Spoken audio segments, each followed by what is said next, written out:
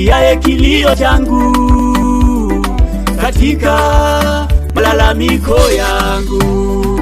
Unilinde uhai wangu na hofu ya maadui zangu. Uniepushe na marafiki wenye roho mbaya, uniepushe na maadui wenye roho mbaya. Waliinuka wengi maadui zangu, walinipangia mambo mengi sana.